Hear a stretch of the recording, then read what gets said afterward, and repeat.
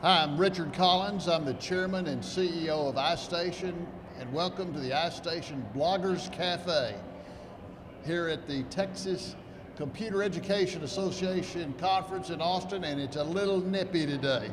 But I'm lucky to be here with the Unpanel, the leaders from Lewisville, home of the Lewisville Fighting Farmers, and 4 other high schools that I don't know their names. But I remember Lewisville had some great, Lewisville Fighting Farmers had a state championship team a few years ago. 1990, well, that was a little longer back than I thought. Sorry about that. Sorry about that, farmers. Okay, here I am with Amy Fox, Carolyn Flemming, Jayne Germany behind us, and Aaron Harrell with the Lewisville ISD. And have you ever wondered that the administration came up with a new technology idea, and that's just one more thing? Well, these leaders in Lewisville have come up with a creative way to deal with the new technology aspects in their district with periodic campus campouts and teaching experts going from school to school, trying to stem the tide of technology fatigue. So now everybody tell me where you're from. All right, Amy, you were born where? I was born in Clarksville, Texas. In Clarksville, Texas. I have been to Clarksville, Texas, to the courthouse there. And then where'd you go to college? Texas Women's University and University of North Texas. TW and UNT, Yes. Okay. And Carolyn, where'd you grow up? I grew up in Denton, so just north of Lewisville, and then I went to school at Texas A&M University. Texas A&M University in Commerce? Nope. No, the real Aggies. The real one. Okay. The one and only. The one and only. Oh, well, don't tell my Commerce friends that. The real Aggies. Hullabaloo. Okay, Jayne, where did you grow up, and where did you go? I was born in Dallas and went to college at TW as well. Okay, that's great. And so do you have your master's? No. Or you got to get your master's? Thinking about it. Okay, I understand. And Aaron, where did you grow up? I grew up in Houston, Right. actually really Spring, a big suburb, kind of, the Big area suburb, around right, Houston. right. And I went to school at A&M and then UNT for my master's. Well, that's great. So we have 2 Aggies with us, and nobody's wearing, you got a little maroon on, so hullabaloo. All right, now tell me about your presentation today and about the Unpanel, and we'll start, I'd like for everybody to comment when they think it's appropriate. We took an unpanel approach to sharing the multiple tools that we use to stem the tide of technology fatigue. Right. We brought 20 other design coaches with us, and they shared 18 strategies for helping to alleviate some of that stress that teachers feel when we have a new rollout, or even if we're just trying to get them to try a new tool. Right. One of the great things about it is we really felt like even the way that we presented those different tools was a model for how you could present pretty much anything for teachers. It really gave them some choice on what they wanted to see and what they wanted to do. What was nice was we got to showcase our strategic design department, which coordinates curriculum and instruction, technology and assessment, and now we all get to collaborate together and have one single vision for the district.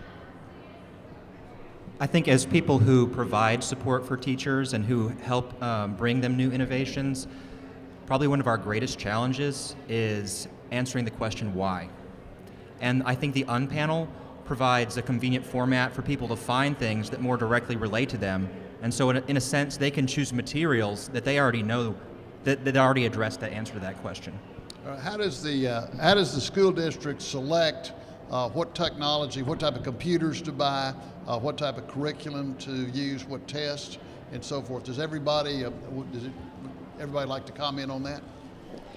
So our district just recently switched from Microsoft to Apple, and so we're in the middle of that transition. And So when you're buying Macs or iPads? Macs and iPads. And both, okay. Mm-hmm. So we're slowly integrating what we call a 1-to-X program, where we find the right tools for the right students and the right teachers at the right time.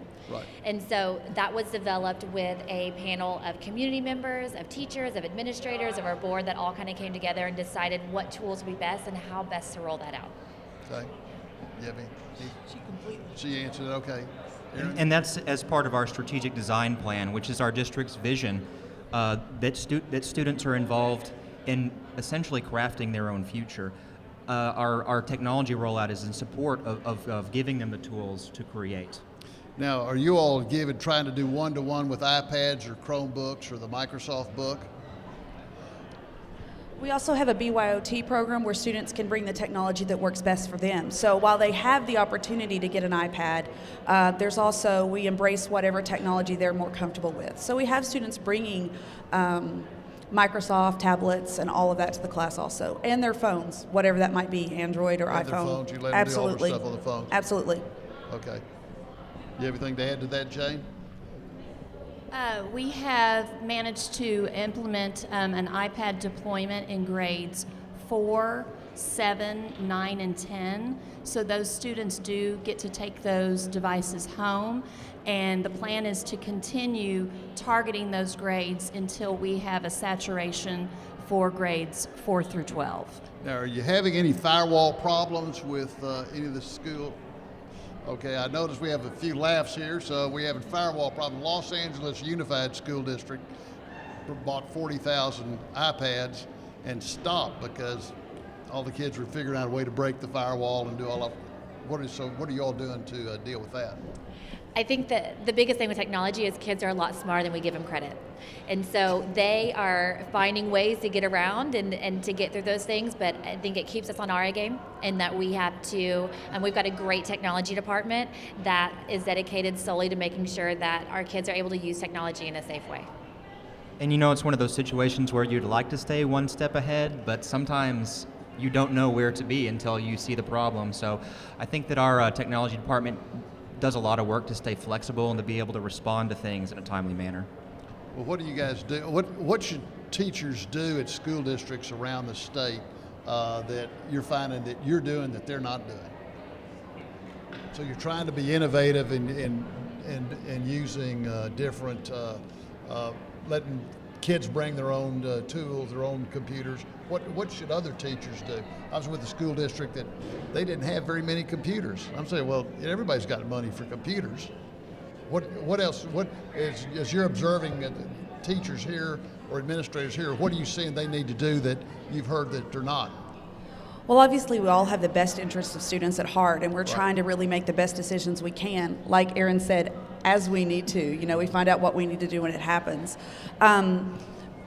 Really, our need to control the uncontrollable sometimes gets in our way. We worry what might happen instead of finding out what will happen. So just taking that big leap, risk-taking is huge in this. So being willing to step past what we've always done is a huge part of it, the biggest part of it. Right. You got to think someplace differently, think out of the box. Now I'm not going to address this to the Lewisville School District, but what should administrators at other school districts do to help teachers and kids have better and a more effective technology? Do they need to buy more computers? They have better curriculum? Go ahead. Please, I'd like all your comments. Consistent follow-up on a continuous supporting basis that meets the needs that from the feedback that you get from your faculty and students. Right. Follow up with support. And a focus on students using the technology in the classroom, not the teachers. The teachers becoming the facilitators of the learning, kids actively engaged in their own learning, especially through the creation process, synthesizing what they have learned and turning it into something new and unique and with their voice. I think one of the things that we really try to promote with using technology in the classroom is that best practices don't go away.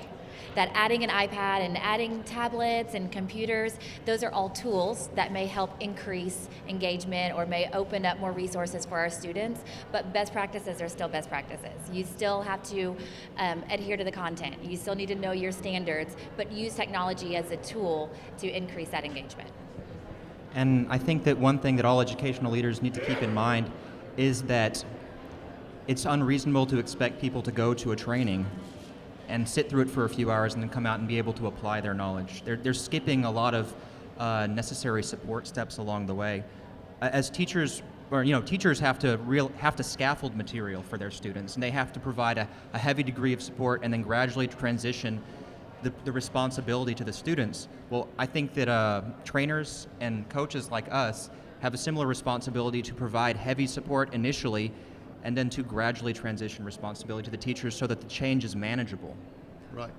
So when you go to a conference, how many new ideas can you get at a conference? I'm going to tell you mine after I ask each of you, because you go and you hear all these guys talk and they say wonderful and important things. How much of it can you actually remember and that you actually take back home and implement? I think one thing that technology has allowed us to do is to create great resources. I know for me, this 3-day conference is where I'm just gathering as many resources as I can, and websites and blogs and flyers, and then I go home and have to process that for the next few weeks to come, just because there is so much information. I think there's pieces and nuggets of information, but it's overwhelming. It's overwhelming, and I think that's what our teachers feel even back in the district when we're pushing all these different initiatives on top of technology. So you're going to go. You've gone and gotten all this stuff. Now, are you going to actually review it, or are you going to look at it and you look at it all of a sudden, toss it? Okay, we'll ask you. Amy. Oh, well, we won't ask. we have a beautiful position that we can go back and review that and share that information with teachers as they need to. Yeah. And I'd like to say also that our professional learning department does a great job of preparing us to be ahead of the innovation curve. And in a lot of ways, it's interesting to note that a lot of the concepts that we see as we come here are things that we've already had training and experience with. Right. And Jayne? Well, I use the same advice that I give to teachers when exposing them to a new tool. I need to get back to my district and I need to use these tools immediately. I can't wait 2 weeks or it'll be stale. So even next week we have a TCEA speed sharing where we're going to share with teachers what we've learned, and that will keep it fresh for me as well. Okay, well, my take is you go to a conference like this, you get 3 ideas. And if you get 1, you're probably ahead of the game, but might get 3 ideas. Anything more than 3, it's hard to remember. But if you take all those packets back, most guys I know take the packets back, look at it, and then they like it after a while. So I take my packets and I decide as I walk out of that session whether I'm going to take that home or not. That's right. Okay, I want to ask each of y'all, what inspired you to get into education, and what's the most fulfilling thing about your job? For me, it was in college. I was on the path to be a lawyer and thought that's what I was going to do and what I was going to be, and then had to start volunteering. Started to volunteer at a very low income school and started doing tutoring after school, and just realized what an impact you could make. And there's very few professions that you can go into and truly impact a child or even an educator in our position now on a daily basis. I was educated in an extremely impoverished part of East Texas, and I was inspired to go into education, to work with students to help them move past those poverty boundaries. So many of my friends did not, and I just wanted to make a difference to be able to do that. My answer to this is pretty easy. My mom, Dr. Harrell at the University of North Texas. Atta girl, Dr. Harrell. Pretty well inspired me. Dr. Harrell, she's the pro. To pursue teaching, and I come from a family of educators, so Okay. there are a lot of teachers in my family. For me, it was a love of reading that began my journey, and wanting to share that love with students. And then I fell in love with 7th graders. And then now I am in love with teaching adults. So it's the love of working with people. Well, it's easy to teach a 7th grader than it is an adult. Way easier. You cannot give an adult detention. Well, I want to thank you so much for being part of our panel. You're doing a great job in Lewisville, and I'm proud to know you and have you be with us today. Thank you. Future Dr. Harrell. Thank you. Dr. Germany, Dr. Fox, Thank you so much.